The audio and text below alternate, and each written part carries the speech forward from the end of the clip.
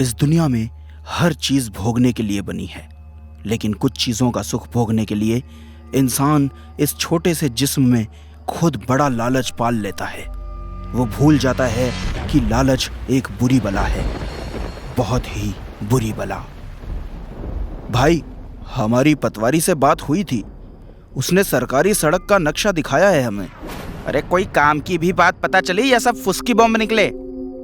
फुसकी bomb नहीं भाई, हाथ गोला निकाला है, वो भी बहुत बड़े वाला। सरकारी सड़क गांव के आखिरी कोने पर जो दयाचंद रहता है ना, उसके जमीन से निकल रही है।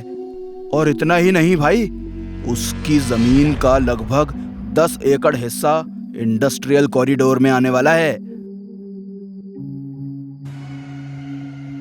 दयाचंद का पोता तो शहर में रहता है ना? हाँ भाई। इसका मतलब अगर हम उसकी जमीन अभी खरीद लें तो हम जिंदगी भर ऐश से रह सकेंगे। हाँ भाई, बिल्कुल यही बात है। बताओ फिर क्या करें आगे?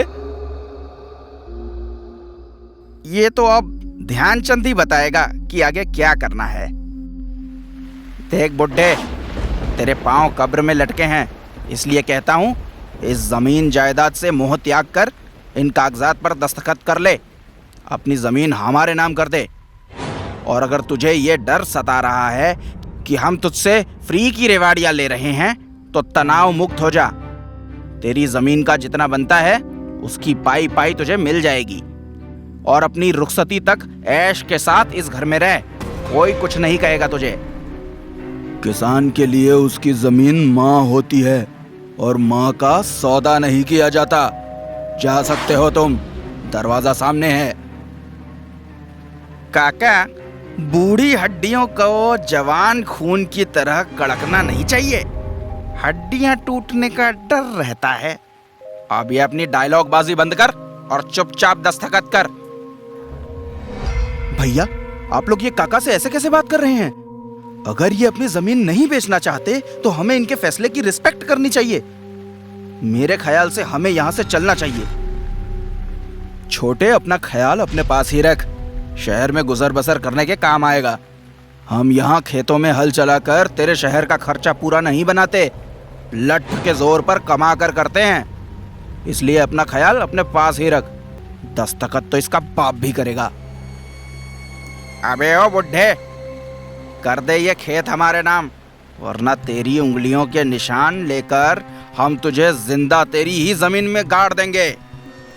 जो करना है कर लो, मगर किसी भी कीमत पर मैं ये जमीन नहीं बेचूंगा। मर जाएगा तो ये सब छाती पर लेकर जाएगा क्या? छाती पर बेशक न जाए, मगर मरने के बाद इस बात की खुशी होगी कि मेरी जमीन मेरी ही छाती पर है। भैया, भैया, ये क्या कर रहे हैं आप लोग? मर जाएगा ये। अरे भाई सुनो, भाई रुको, भाई रुको। भैया, भैया छोड़ दो इन्हें, ये गलत है। सही गलत की परिभाषा हमारे आगे नहीं चलती छोटे, हम जो करते हैं वही सही होता है। और सब्र रख, हम इसे मारने ही जा रहे हैं। तीनों भाइयों पर उनका लालच सिर चढ़कर बोल रहा था। उनके लालच के आगे अब इंसानी जिंदगी का कोई मोल नहीं था। लेकिन बुढ़ा भी जीवट था, उसके चेहरे पर मौत के खौफ की जगह हंसी तैर रही थी। भारी बारिश में छाते की आड़ में नेत्रपाल ने बुढ़े का अंगूठा साफ किया और सभी कागजात पर उसके अंगूठे की छाप ले ली। मैं आऊंगा, मैं वापस आऊंगा, मैं वापस जरूर आऊंगा।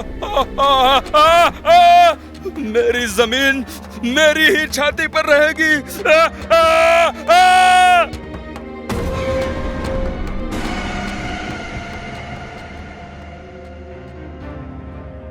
भाई, आज शराब के हर घूंट के साथ दयाचंद की याद आ रही थी। पिछले साल जब उसकी जमीन हथियाई थी तब भी यही मौसम था। साला क्या बोल रहा था? मेरी जमीन मेरी ही छाती पर रहेगी।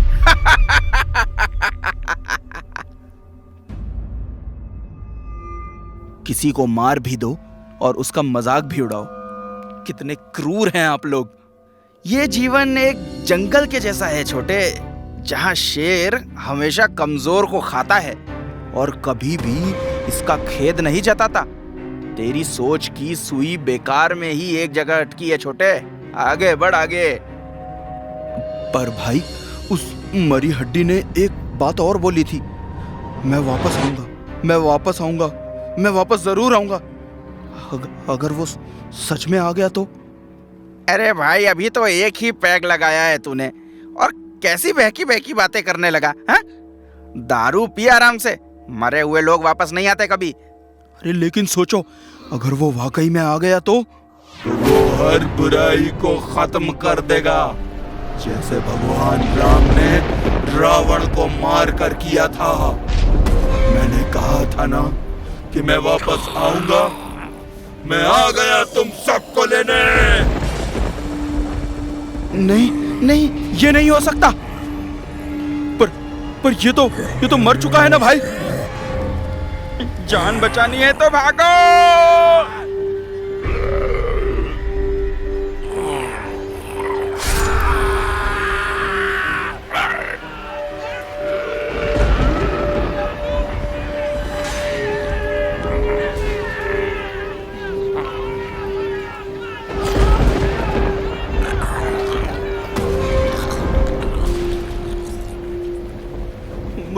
मुझे माफ करो बाबा, मुझसे गलती हो गई। मैं आपको आपकी पूरी जमीन वापस कर दूंगा। मैं आपको और 10 एकड़ जमीन दे दूंगा, बस मुझे मारना नहीं। मौत सामने देखकर तेरे जैसे सभी लालची क्रूर इंसान मौत को भी पैसों से खरीदने की कोशिश करते हैं।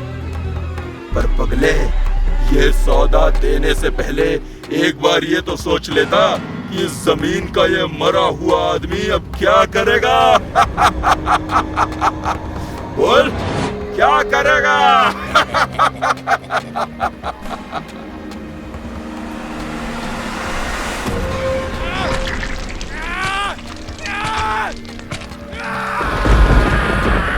तुम्हें मुझसे डरने की जरूरत नहीं है बेटा। तुम भले इंसान हो। कुछ दिनों में मेरा पोता दिल्ली से यहाँ आने वाला है।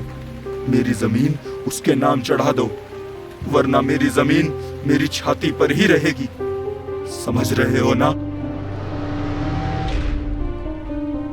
जरूरत से ज्यादा हासिल करने की चाहत लालच को जन्म देती है, और लालच बुराई को, और बुराई का नाश होना हमेशा से तय रहता है।